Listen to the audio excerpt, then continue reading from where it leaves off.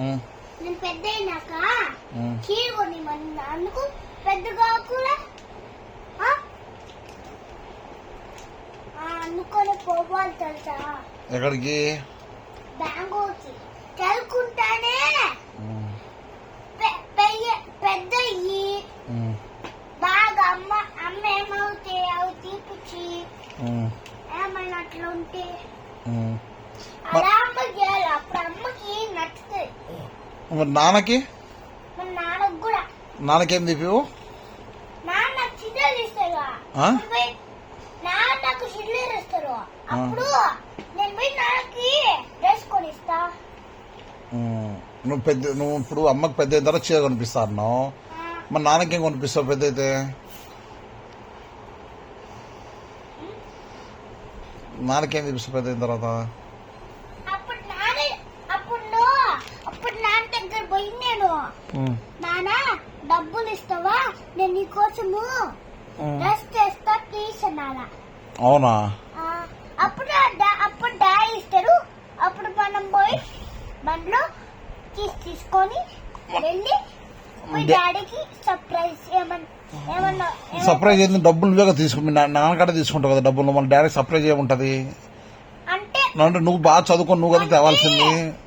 అంటే దాంతో వాళ్ళు పేపరు పెట్టిస్తారు అన్నమాట తాడుతో కట్టి. అప్పుడు నేను డాడీకి పోయి డాడీనే తీసుకుంటాను. అప్పుడు చూస్తే వావని అప్పుడు అమ్మ డాడీ ఫీల్ అవుతారు నా కోసం. మరి నాకు పిన్నికి నా పిన్నికి ఏం తీపియారా? నువ్వు పెద్ద అయినాక. నేను పెద్ద అయినారా? నువ్వు పెద్ద అయ్యాక నాకేం తీపివా?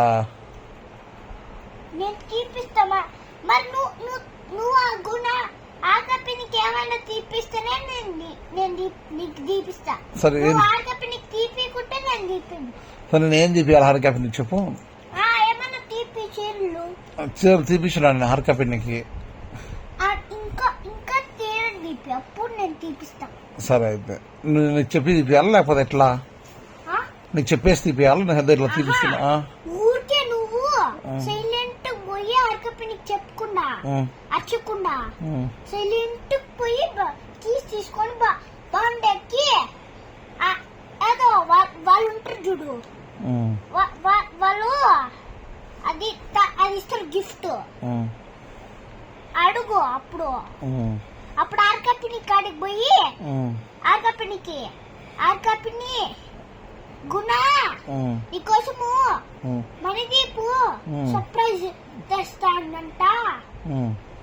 సర్ప్రైజ్ తెమ్మ నిన్ను నన్ను తెచ్చినాక రేపు.